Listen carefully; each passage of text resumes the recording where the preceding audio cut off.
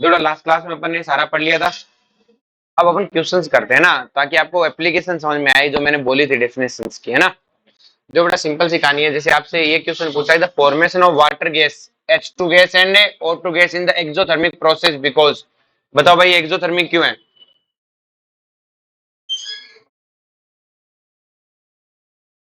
पानी का formation exothermic है, बताओ क्यों?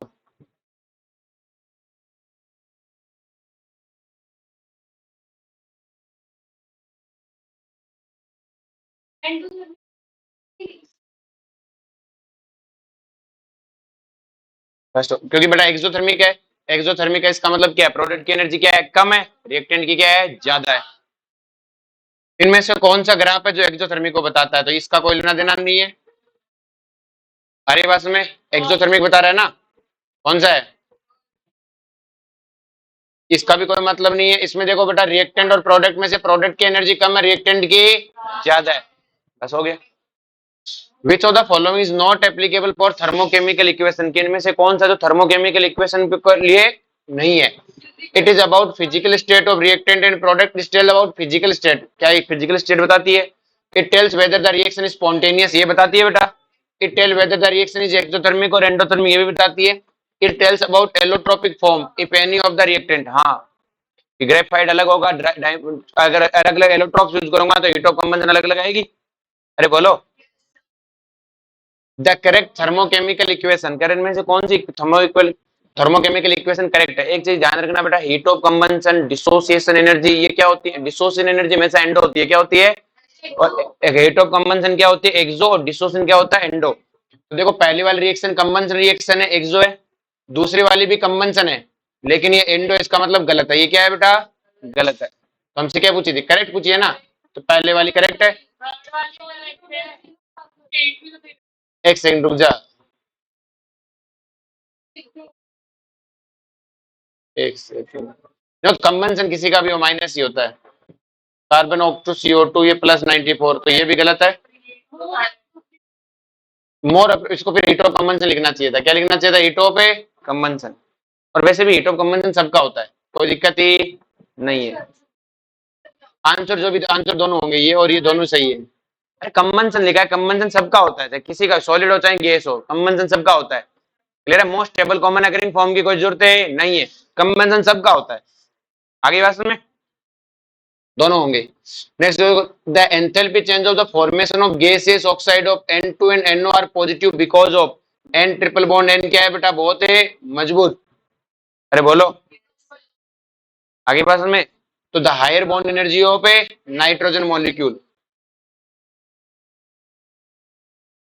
आजा जल्दी आ। Delta H for the transition of carbon from diamond from to graphite. अगर हमें कह रहा है कि डायमंड है बेटा, कार्बन डायमंड से में कार्बन ग्रेफाइट में जा रहा है, उसका डेल्टा एच माइनस ये है, तो इसका मतलब एक्सोथर्मिक है। कह रहा है सही बात है। क्यों एक्सोथर्मिक है? क्योंकि डायमंड की एनर्जी ज्यादा है, ग्रेफाइट की एनर्जी कम है, और कम वाला ज्यादा में जाना चाहता तो एनर्जी रिलीज करेगा। और डायमंड की एनर्जी ज्यादा, क्योंकि डायमंड क्या है बेटा? लेस स्टेबल है। क्या है बेटा? लेस स्टेबल है, मतलब इसकी एनर्जी मोर है, और ज्यादा एनर्जी वाला कम में जाएगा तो एनर्जी क्या करेगा? रिलीज करेगा। तो ग्रेफाइट केमिकली डिफरेंट कौन सा हो गया? Graphite is more stable then diamond. समझा क्या? Which of the following value of heat of formation indicate the product is less stable? कह रहा है इनमें से कौन सी वैल्यू जो, देखो हीट ऑफ फॉर्मेशन की वैल्यू की बात करूं, तो अगर मेरा रिएक्टेंट से प्रोडक्ट में जा रहा हूं, रिएक्टेंट से किस में जा रहा हूं? प्रोडक्ट में। अगर रिएक्शन एंडोथर्मिक होगी तो मतलब प्रोडक्ट की एनर्जी ज्यादा है, और प्रोडक्ट की एनर्जी ज्यादा कभी भी स्टेबिलिटी को नहीं अचीव करेगी। किसको करेगी? अनस्टेबिलिटी को। किसको करेगी? प्रोडक्ट की एनर्जी कम होनी चाहिए। क्या होनी चाहिए? तभी तो स्टेबल बनेगा। तो हीट ऑफ कंबंशन कैसी होनी चाहिए? हीट ऑफ फॉर्मेशन क्या होना चाहिए? एक्सोथर्मिक। वही उसमें प्रोडक्ट क्या होगा? ज्यादा स्टेबल। प्रोडक्ट क्या होगा? मैं ये नहीं कहता बनेगा नहीं, स्टेबिलिटी की बात है। किसकी बात है? तो बेटा हीट ऑफ कंबंशन अगर आपके पास ये दो तो बिल्कुल ही नहीं है, क्योंकि एंडो है। क्या है बेटा? ये दोनों के दोनों रिलीज हो रहे हैं, लेकिन सेकंड वाले में ज्यादा रिलीज हो रही है। इसका मतलब प्रोडक्ट के पास एनर्जी क्या है? कम है। भाई रिएक्टेंट से प्रोडक्ट गया और एनर्जी ज्यादा रिलीज हो गई, तो उसका मतलब प्रोडक्ट खुद के पास एनर्जी क्या है? कम।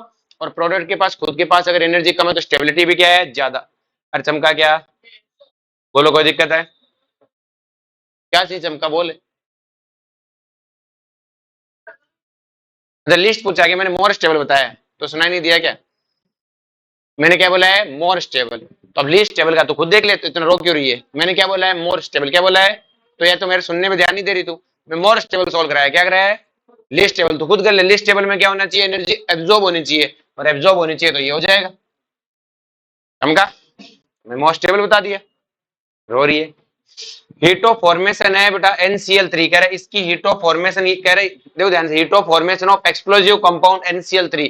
NCl3 एक्सप्लोजिव है, इसका मतलब जब NCl3 टूटता है बेटा प्रोडक्ट में तो एक्सप्लोजन होता है। क्या होता है बेटा? एक्सप्लोजन। इसका मतलब ये अनस्टेबल कंपाउंड है।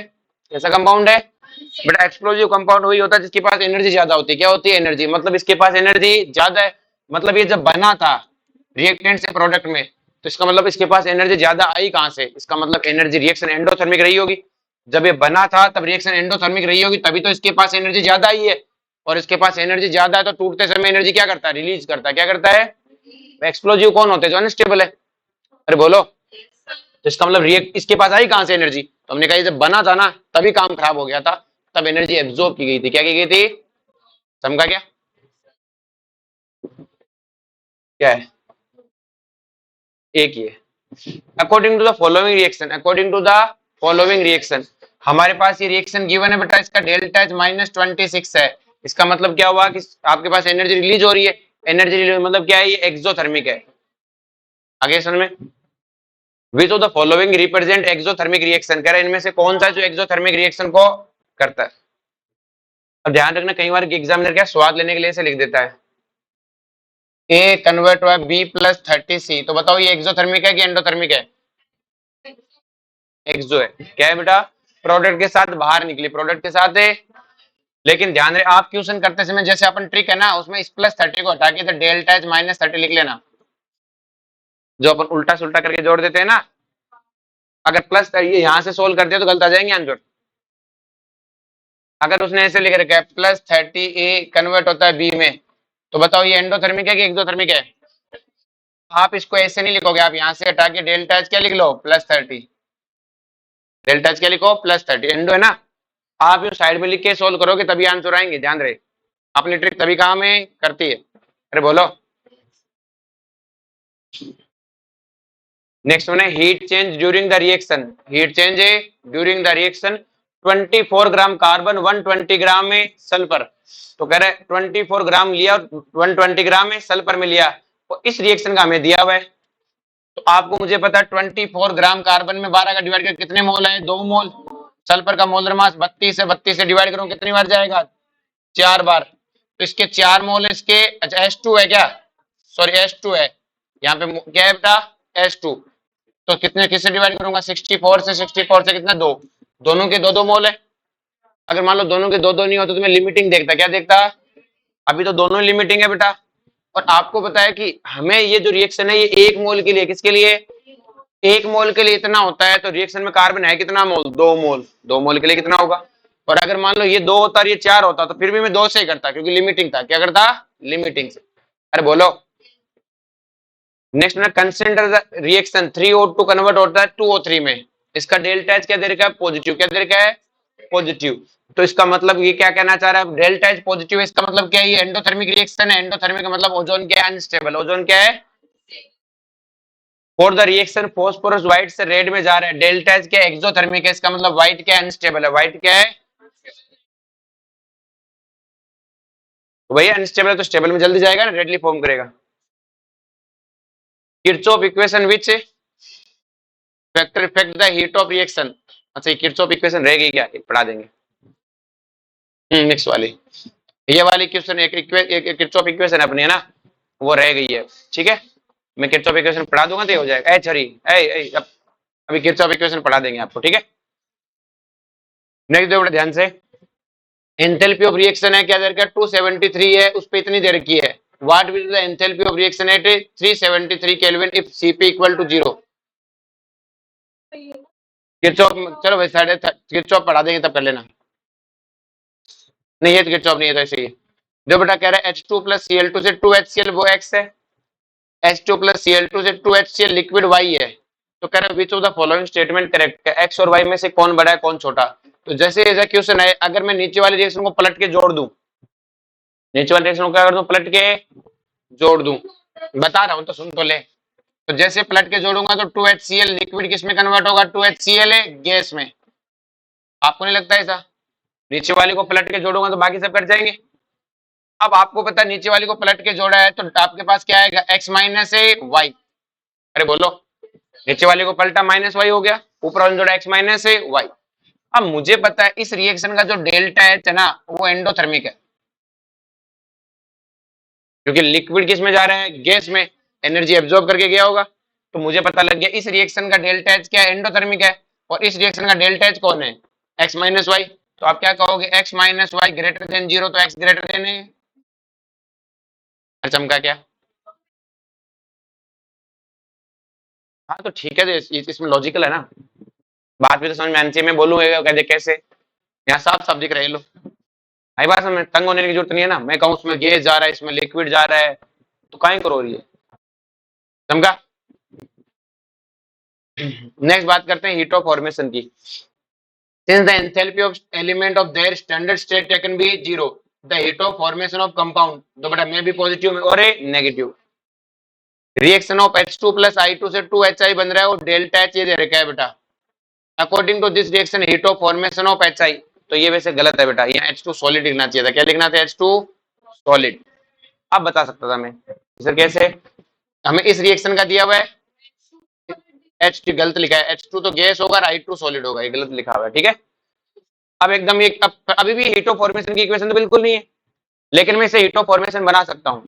सर कैसे, इस इक्वेशन को 2 से डिवाइड कर दो। कितने से डिवाइड कर दो, जैसे 2 से डिवाइड करोगे एनर्जी भी 2 से डिवाइड हो जाएगी, लेकिन जो इक्वेशन आएगी वो फिर हीट ऑफ फॉर्मेशन की इक्वेशन होगी। अरे बोलो, H2 half H2 plus half I2 convert होता है HI में, डेल्टा H कितना हो जाएगा 6.4, सॉरी 6.20। अब ये फॉर्मेशन की इक्वेशन है, लेकिन अगर यहाँ गैस होता तो कभी फॉर्मेशन में नहीं होता, और इसको हमें करना भी नहीं आता। कहता है स्टैंडर्ड एंथैल्पी ऑफ फॉर्मेशन, इनकी स्टैंडर्ड एंथैल्पी ऑफ फॉर्मेशन दे रखी है, calculate heat of combustion of benzoic acid. तो आपको पता है ये होता है बेटा benzoic acid C6H5C double bond OH। इसका कंबंशन किया तो हमें मिलेगा CO2 प्लस H2O, और यहाँ पे हमने क्या ले लिया, O2 क्या ले लिया, बैलेंस करने की कोई जरूरत नहीं है। ये तो इस रिएक्शन की तो हमें एनर्जी चाहिए, इस रिएक्शन की तो एनर्जी हमें चाहिए। दी क्या है बेटा आपको, फॉर्मेशन दिया है इसका C6H5C डबल बॉन्ड OH का फॉर्मेशन दिया है। किससे फॉर्म करना है, 6 carbon 6 hydrogen 3 H2 plus 2 O2, 7 carbon है क्या, 7 कार्बन। ठीक है, ये ले O2 क्यों हो रही है। नेक्स्ट में CO2 का फॉर्मेशन करना है, CO2 का फॉर्मेशन कार्बन प्लस O2। हमें H2O का फॉर्मेशन करना है तो H2 क्या होगा, H2 प्लस हाफ O2 हो गया। अब मुझे ये चाहिए, तो CO2 की एनर्जी कितनी दी है, -393, ये दिया है -408, और ये कितना दिया है -286। इसकी चाहिए बेटा हमें, तो कुछ टेंशन ही नहीं है। CS हमें पास इसकी एनर्जी गिवन है, कितनी है बेटा -408। तो कहाँ चाहिए बेटा, प्रोडक्ट में चाहिए, पलटी मार दूं, पलटी मारते चल, रिएक्टेंट में चाहिए, प्रोडक्ट में दिया है, पलटी मार दिया। अरे बोलो, मुझे CO2 की चाहिए, कहाँ मिलेगा इसमें। अब हमें बैलेंस नहीं करते, किसको बैलेंस करेंगे, तो ये कितना आएगा 7 CO2, और यहाँ पे हाइड्रोजन कितने 5 रह के 6 3 H2। अरे बोलो, तो सिंपल दिखानी, मुझे कितने CO2 चाहिए 7, कितने चाहिए 7 है, कितने 1, तो इसको कितने से मल्टीप्लाई करना पड़ेगा 7 से, लेकिन पलटी पलटी मारने की जरूरत है नहीं है। -393 इंटू 7 प्लस कितने H2O चाहिए बेटा मुझे 3, कितने दिए, 1 दिए, पलटी मारने की कोई जरूरत है, हेलो हो गया। कैसे आसान कोई क्वेश्चन होंगे क्या। ठीक है, नेक्स्ट देखो,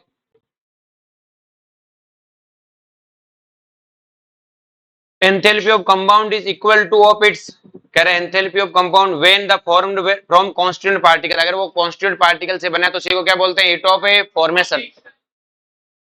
which of the following equation represent standard heat of formation.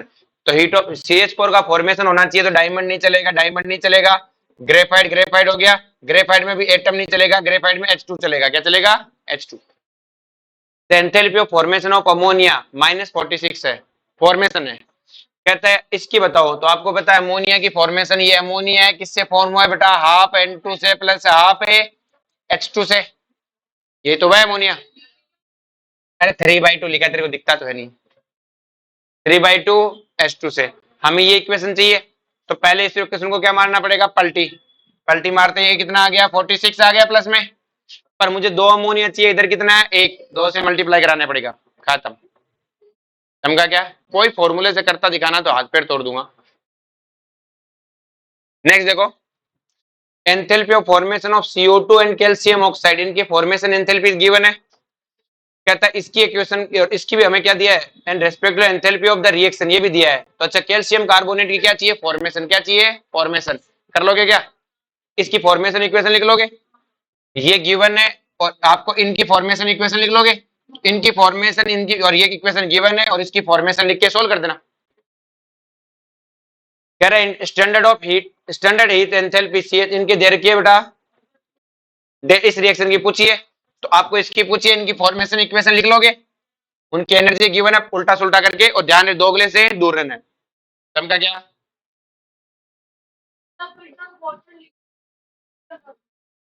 जब तक अपने को लिक्विड गैस नहीं दिया, अपने लिए सब लिक्विड है। The standard molar heat of formation CO2 water liquid are respectively, ये दे रखा है, ठीक है। एथेन इन सब दिया है, standard heat of combustion of ethane का बताओ, किसका बताओ। तो देखो बेटा, आपको फॉर्मेशन किसका दिया है, वाटर लिक्विड का दिया है, तो मैं एथेन में भी वाटर लिक्विड बनाऊंगा भाई। एथेन का जो कंबंशन करूंगा C2H6 है, उससे CO2 प्लस H2 लिक्विड बनाऊंगा। अगर वो गैस देता, मैं गैस की लिख देता, मुझे क्या टेंशन है। अरे बोलो, two atom of hydrogen combine to form a molecule of hydrogen gas, the energy of H2 molecule. तो आपको पता है H2 मॉलिक्यूल में, मुझे साफ साफ पता है कि H2 का, अब ध्यान से एक second, the two atom of hydrogen atom, 2 hydrogen atom है बेटा, ये मिलके क्या बनाते हैं बेटा, H2, क्या बनाते हैं, H2, क्लियर है। Two atom of hydrogen combine to form a molecule of hydrogen gas, the energy of H2 molecule, तो बताओ क्या होगी, greater than equal to separate atom, equal to the separate atom, lower than the separate atom, some time lower and some time higher. बोलो क्या होगा, अरे बोलो,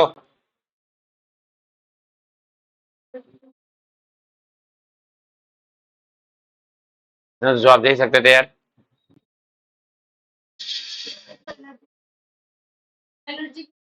सोचते रहना, बता देना। Delta H formation CO2 COH2 gas दे रखी है बेटा, सोच लो, आराम से बता देना, मेरे कोई दिक्कत थोड़ी है, अभी मैं बहुत लंबा कराऊंगा। CO2 COH2 गैस आपको दे रखा है, respectively standard enthalpy change for the reaction CO2 H2 COH2, ये निकाल लोगे बेटा, वैसे इक्वेशन लिखनी है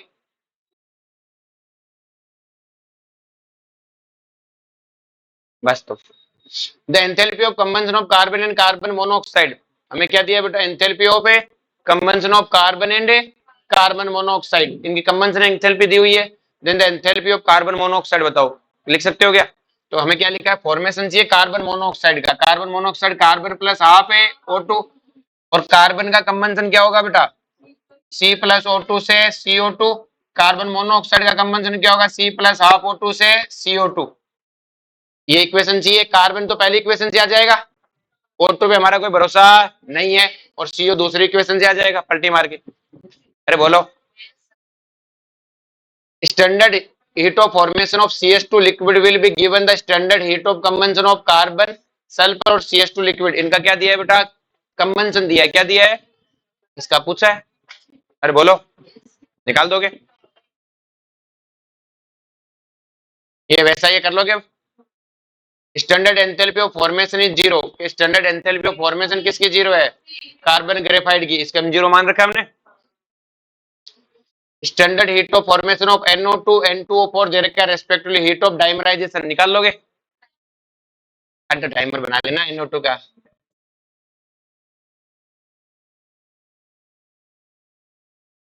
ये बन गई इक्वेशन, आगे बात समझ में।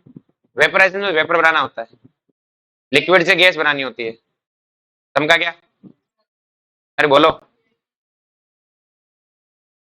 इसमें क्या दिया है बेटा, M is a metal that form oxide, एक M है जो क्या बनाता है बेटा, ऑक्साइड बनाता है, जिसमें आपको ऑक्साइड बनाता है M2O, क्या बनाता है, और आपको इक्वेशन, ये वाली इक्वेशन दी है, इसका डेल्टा एच दिया हुआ है। इसका क्या दिया हुआ है? Delta H.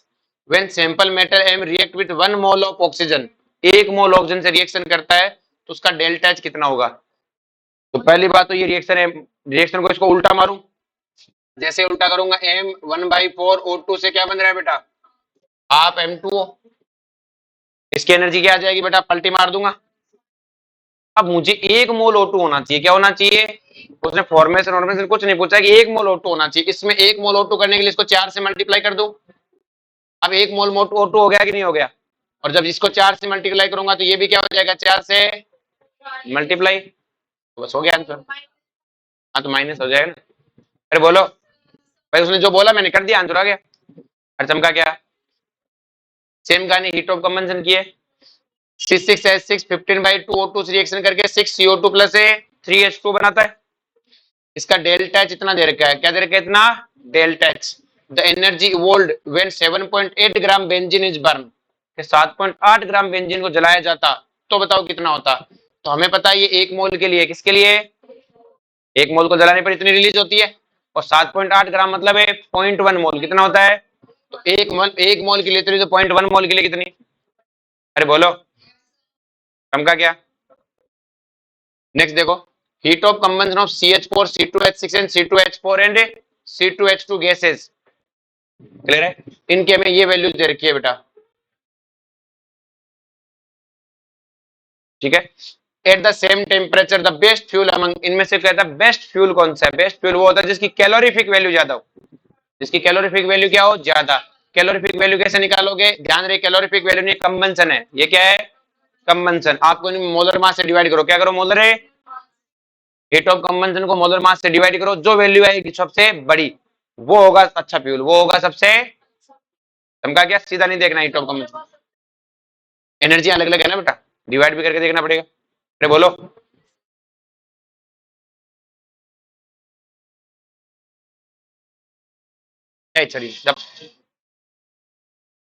Given the standard enthalpy of formation of CO and CO2, हमें इन दोनों को क्या दिया बेटा? फॉर्मेशन दी है। The heat of combustion when 1 mole of graphite is burn, तो आराम से कर लोगे। अरे बोलो, अभी क्वेश्चन लिख लोगे? मैं एक बार एनटीपी को काट के STP कर लेना, क्या कर लेना? STP। इनके क्वेश्चन बना बना के करना, नहीं आए तो पूछ लेना, ठीक है।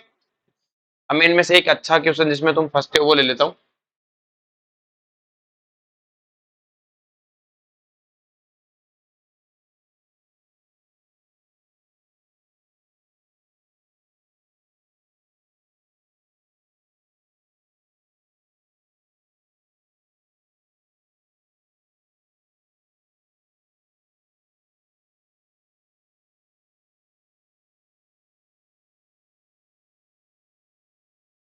एक क्वेश्चन था जिसमें बच्चा फंस जाता है।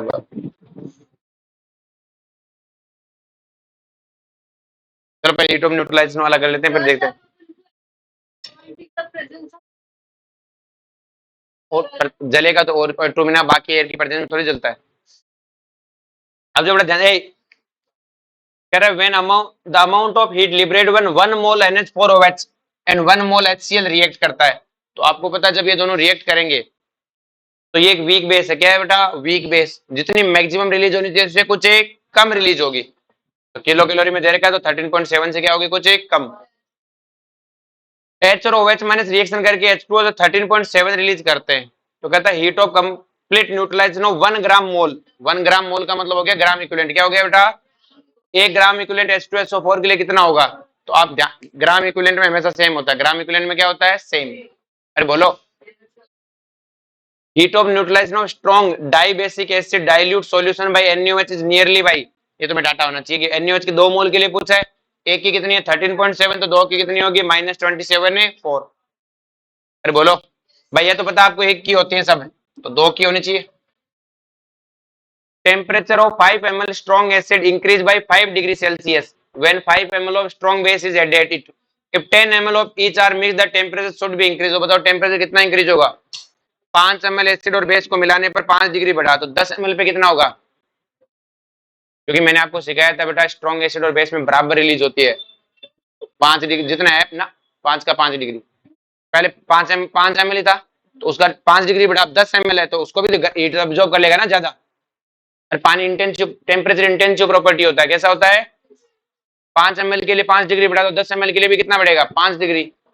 मास पे डिपेंड नहीं करता ना। अरे बोलो। और बराबर हीट रिलीज होती है। Heat of neutralisation of HCl by NaOH कितनी देर की है? ये मैंने क्लास में करा दिया था तुम्हें question. Heat of formation of H plus ion and OH minus the heat of formation of water is, तो कह रहा पानी की कितनी होगी? ये तो लल्लू क्वेश्चन है। एंथैल्पी चेंज आपको बताइए क्या न्यूट्रलाइजेशन है? अरे बोलो। Heat of neutralisation of oxalic acid इतनी है, तो using NaOH hence delta H is, तो बेटा आपको पता है कि ये वीक एसिड है। कैसा एसिड है? Weak acid. तो इसकी न्यूट्रलाइजेशन एनर्जी इतनी रिलीज हुई है बेटा। क्लियर है? आगे बात समझ में, अब ध्यान से समझना बेटा, इस क्वेश्चन में गलती कर देते हैं बच्चा। ये C डबल बॉन्ड OH, ये C डबल बॉन्ड OH, मैंने इसके न्यूट्रलाइज करने के लिए NaOH से रिएक्शन कराई, 2 मोल लगेंगे। तो मुझे पता है एक OH और 2 OH, एक OH से कितनी रिलीज होनी चाहिए थी बेटा? -55। एक से -55 पॉइंट कितने था? 7 था ना? 9 -55 मान लेते हैं, ठीक है। -55 रिलीज होनी चाहिए थी। तो 2 मोल से कितनी रिलीज होनी चाहिए थी बेटा? बोलो इतनी रिलीज होनी चाहिए कि नहीं होनी चाहिए? इतनी होनी चाहिए थी। लेकिन आपको पता है ऑक्जेलिक एसिड एक वीक एसिड होता है, ऑर्गेनिक एसिड सारे वीक है। तो इसका मतलब मेरे को यहाँ बॉन्ड तोड़ने का खर्चा भी तो हुआ है। कितना हुआ है? 2 बार। कितना हुआ है? तो मैं क्या लिखूंगा? +2 bond energy equal to,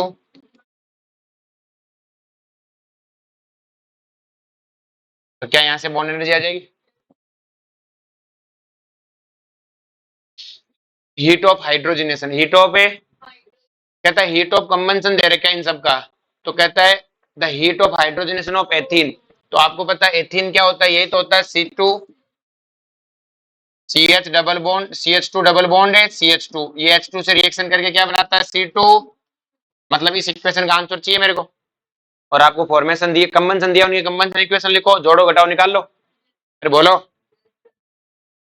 next one है बेटा, the enthalpy of combustion of cyclohexane and H2 respectively दे रखा है the heat of hydrogenation of cyclohexane. तो ये रही बेटा साइक्लोहेक्सेन, H2 लेगा और किसमें कन्वर्ट हो जाएगा? साइक्लोहेक्सेन में। अरे बोलो, उल्टा सुल्टा कर जोड़ के निकाल दोगे। Bond energy of A molecule, correct. Bond energy किसी भी मॉलिक्यूल की कैसी होती है बेटा?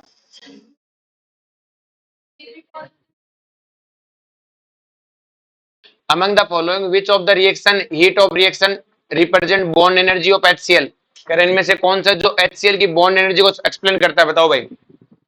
बॉन्ड एनर्जी की डेफिनेशन क्या है? एक मोल गैसियस प्रोडक्ट रिएक्टेंट को गैसियस से एटम में तोड़ना है। देखो ये 2 मोल है, ये गैस है लेकिन इसमें प्रोडक्ट गैस एटम नहीं है। H प्लस है, ये क्या हो गया? आयन हो गए। क्या हो गए? आयंस। ये एकदम परफेक्ट एक्सप्लेन कर रही है।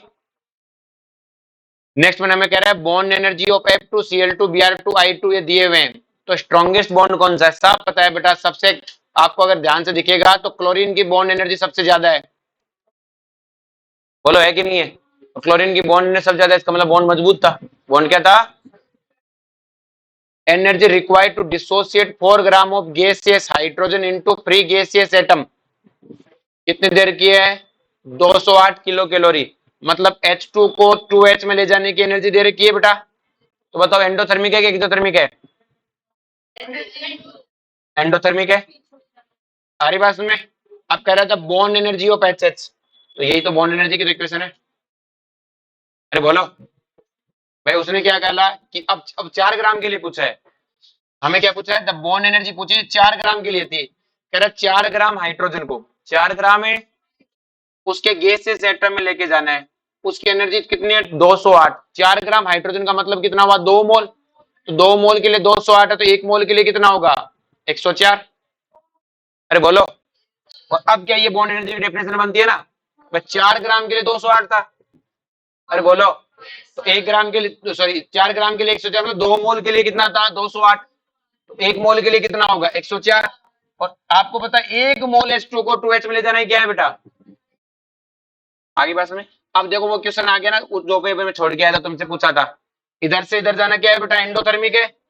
उसका उल्टा पूछा था, वो क्या हो जाएगा अपने आप ही एक्सो। क्या हो जाएगा?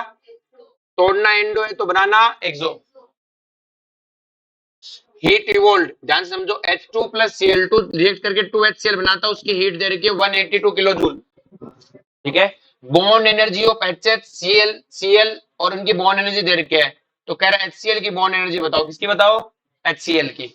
आपको पता है बेटा कि H2 गैस की बॉन्ड एनर्जी क्या है बेटा? 2H गैस, इसकी वैल्यू कितनी दे रखी है? 430। Cl2 गैस 2Cl में टूटता है, इसकी एनर्जी कितनी दे रखी है? 242। अरे बोलो। और हमें पता है H2 प्लस Cl2 रिएक्ट करके बनाता है 2HCl, इसकी एनर्जी कितनी दी है? 182। और हमसे पूछा HCl बॉन्ड की, मतलब HCl टूटे और किसमें टूटे? H प्लस और Cl गैस में। तो मुझे क्या चाहिए कि सर हमें ये इक्वेशन चाहिए। तो HCl कौन देगा? पहली वाली इक्वेशन। तो पहली को पलटी भी मारना और क्या करना पड़ेगा? हाफ। क्या करना पड़ेगा? तो जैसे करोगे तो पलटी मारते माइनस और हो जाएगा 91। अरे बोलो। फिर मुझे H चाहिए, H इस इक्वेशन में मिलेगा। तो प्रोडक्ट का प्रोडक्ट चाहिए, लेकिन उधर 2 है, मुझे कितना चाहिए? आधा। तो आधा कर दो, कितना आ जाएगा? 215। मुझे Cl चाहिए, पलटी मारने की जरूरत है क्या? कि नहीं है, उतने चाहिए, तो आधा कर दो, कितना आ जाएगा? 121। लो जी, जो बोला गया लिखो आंसर। इससे आसान चैप्टर नहीं है। क्लियर है? अब पर तुम खुद से नोटंकी कर लेना तो बात अलग है। Enthalpy change of the reaction, इसके लिए पूछा है बेटा हमें। अब देखो ध्यान से, H bond, C H bond, C bond और सी डबल बॉन्ड सी तोड़ना सीखा है। तो आप एक काम करो कि H2 की एनर्जी निकाल लो। H2 किसमें टूटता है? 2H में। C2H4 किसमें टूटता है? 2C गैस और 4H गैस में। और C2H6 किसमें टूटता है बेटा?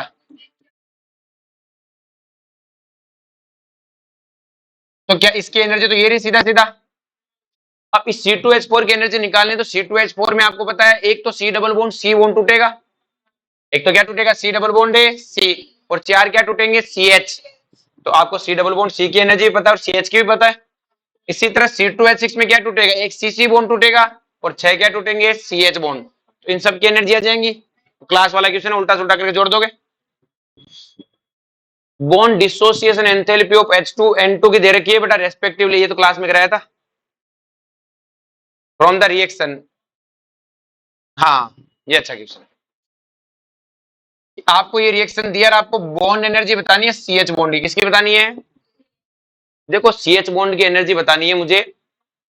CH4, एक मिनट रुको, अपने क्या क्या दिया हुआ है? C सॉलिड से CH4, C गैस से CH4, CH4 टूटता है CH3 प्लस H में। एक सेकेंड, ठीक है हो जाएगा। अपने को पता है CH4 है बेटा, वो टूटता है C gas plus 4H gas में। ये बॉन्ड एनर्जी की डेफिनेशन नहीं है, ये एटोमाइजेशन है। किसकी है?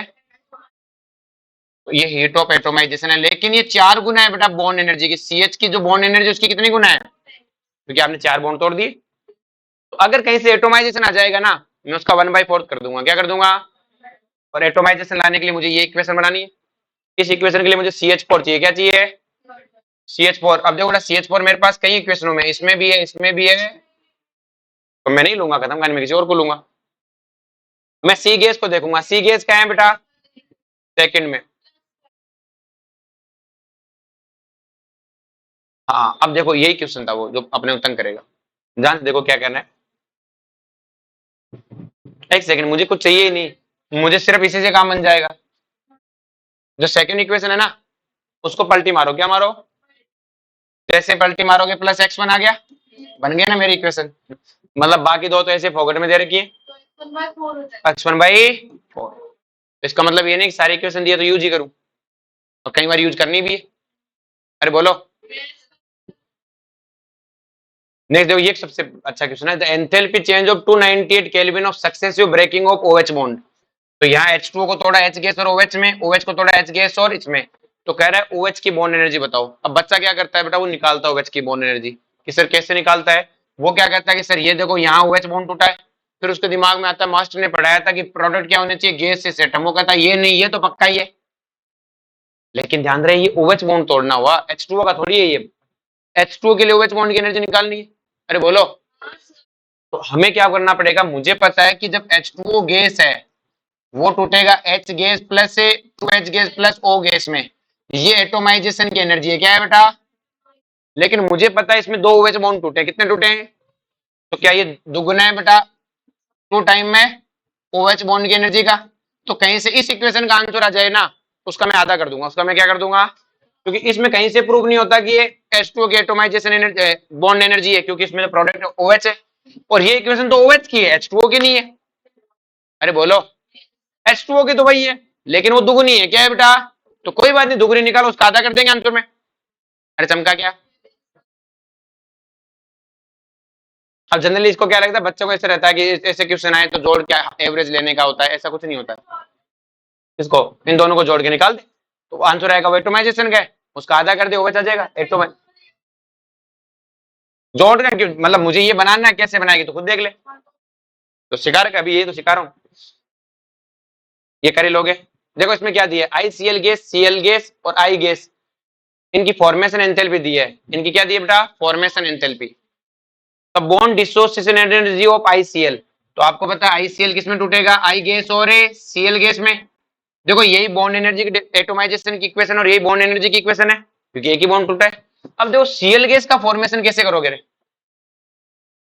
अरे किसी का भी फॉर्मेशन करना है मोस्ट स्टेबल कॉमन अकरिंग से करना है और 1 मोल बनना चाहिए, तो आप Cl2 से करोगे ना। अरे बोलो, I गैस का फॉर्मेशन I2 से, ICl का किससे करोगे? Half I2 plus half Cl2 से ICl। 1 मोल बनना चाहिए, मोस्ट स्टेबल से बनना चाहिए, कहानी खत्म। अरे बोलो, अब ये क्वेश्चन कर लेना, ठीक है।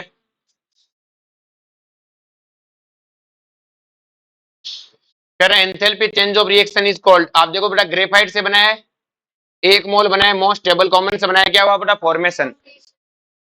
Cl2 गैस से 2Cl में गया है, तो ये क्या है बेटा? इस प्रोसेस विल बी, तो डिसोसिएशन हुआ है, डिसोसिएशन हमेशा क्या होता है? एंडो। क्या होता है? Magnitude of heat of solution on addition of solvent to solution.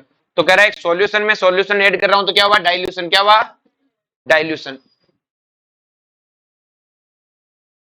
अपने पास से H2 किसमें कन्वर्ट हुआ? 2H में। ये डेल्टा H दे रखा है बेटा। Then the heat of atomisation of hydrogen, हमें क्या पूछा है? Heat of atomisation. तो आपको नहीं लगता ये एटोमाइजेशन की इक्वेशन ही है? अरे बोलो, पहचान नहीं तो एटोमाइजेशन की इक्वेशन है।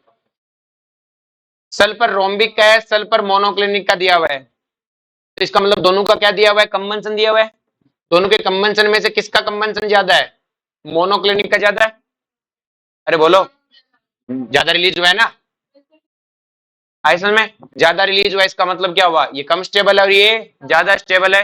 ज्यादा स्टेबल की हीट ऑफ कंबंशन क्या होती है? कम। अरे बोलो, हीट ऑफ कंबंशन कर लोगे तुम अब।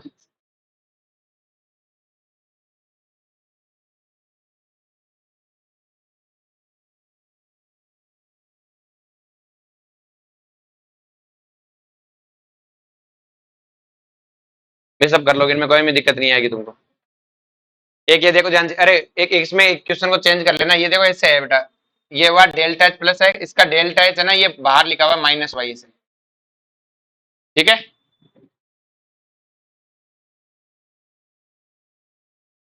इनमें किसी में दिक्कत नहीं आएगी, सब कर लोगे। एक क्वेश्चन था वो बता देता ना तो फिर मामला सड़ जाता।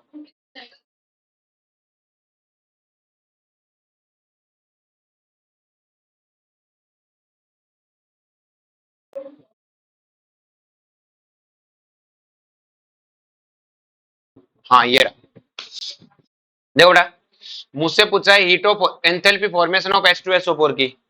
तो H2SO4 की अगर मैं फॉर्मेशन करूंगा तो किससे बनाना पड़ेगा?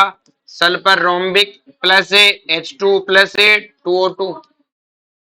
अब बच्चा क्या करेगा? सल्फर चाहिए तो सल्फर इस इक्वेशन से मिल जाएगा, हाइड्रोजन चाहिए तो किससे मिलेगा?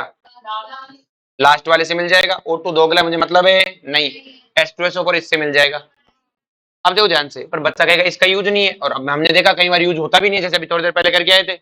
लेकिन अगर आप ध्यान से देखो ना, ये क्वेश्चन मरवा देता है। आप इसमें अपने वाले मेथड में दिक्कत नहीं, एक्सेप्ट नहीं है कोई भी, बस बच्चे से गलती हो जाती है, क्योंकि अपन अब तक करके आए थे ना, उनमें आपने एक चीज देखो, मैं अंधाधुंध जोड़ रहा था, देख नहीं रहा था, क्योंकि उनमें सब कॉमन था, मैं काट कूट नहीं रहा था, क्योंकि मैं बच्चे इतना कर रहा था उल्टा करके जोड़ दो, उल्टा करके जोड़ दो, क्योंकि सब कटते थे सब। अगर आप एक बार जब आपको लगे कि कोई इक्वेशन बच रही है, भाई जितनी दी है उनमें से कोई बच रही है, तो जो हम जिन इक्वेशन को जोड़ना चाहते हैं ना, उनमें देखो बेटा कि सारी चीजें कॉमन है क्या। मुझे सल्फर रोम्बिक तो मिल गया भाई, ये मिल सही है, और मुझे क्या चाहिए, हाइड्रोजन चाहिए, और मुझे क्या चाहिए, H2SO4 चाहिए। लेकिन अगर इनमें इक्वेशनों को जोड़ूंगा तो क्या आपको नहीं लगता ये SO2 एक्स्ट्रा आ जाएगा, ये SO3 भी एक्स्ट्रा आ जाएगा। अगर इनको मैं जोड़ूंगा तो इनको कोई काटने वाला है ही नहीं फैक्टर। अरे बोलो, अगर आपने इनको सीधा जोड़ो तो SO2 को SO2 काटने वाला है क्या, बोलो नहीं है ना, क्योंकि मेरी इक्वेशन में इनके अलावा कुछ बचना नहीं चाहिए। इससे पहले तो मैं इसलिए नहीं सोच रहा था कि कोई सब कॉमन होते थे, ऊपर नीचे कटता सब कट जाते थे, लेकिन इसमें एक जना कट नहीं रहा, SO2 वाला। तो ऐसा कब करना है, जब आपको दी हुई इक्वेशन से एक बच रही है तो एक बार चेक कर लो, ज्यादा टेंशन लेने की जरूरत नहीं है कि जिन जिन मैं इक्वेशन को जोड़ रहा हूं उनमें सब आपस में जो नहीं चाहिए वो आपस में कट रहा है क्या। तो आप देखो कि SO3 को तो कोई काटने वाला है ही नहीं ना भाई, उल्टा सुल्टा करके कटता ही होगा, कोई काटने वाला। तो इसका मतलब चौथी इक्वेशन का भी यूज है इस तरीके से। जैसे आपको अगर मैं पहली और दूसरी इक्वेशन को पहले जोड़ दूं तो क्या बनेगा, सल्फर SO2 से SO2 कट जाएगा, O2 प्लस ये कितना हो जाएगा 3/2 O2, क्या बन गया SO3, और इन दोनों को जोड़ा तो आंसर भी यहाँ जोड़ के आ जाएगा, कितना आ जाएगा 396.9। अरे बोलो कोई दिक्कत है। अब मैं इन दोनों इक्वेशन को मिटा दूं, अब इसका यूज करो, किसका यूज करो, क्योंकि इसमें SO3 से किसका कल्याण हो जाएगा, SO3 का। आगे बात में, अरे बोलो, पहले मैंने दोनों इक्वेशन को जोड़ दिया, क्योंकि SO2 कट नहीं रहा था तो इन दोनों को जोड़ दिया, SO2 तो कट गया। अब जो इक्वेशन है उसमें SO3 आ गया, और वो SO3 इसको काट देगा। अरे बोलो, तो समझ में आ गया। बाकी किसी एक सिंगल क्वेश्चन में दिक्कत नहीं आएगी, समझा के सबको, समझा सबको। आप उल्टा सुल्टा करके कैसे जोड़ना मस्त रहो, और इससे आसान चैप्टर नहीं है कोई सा भी, अभी कर लेना, फायदे में रहोगे। समझा गया, चलो आया बेटा।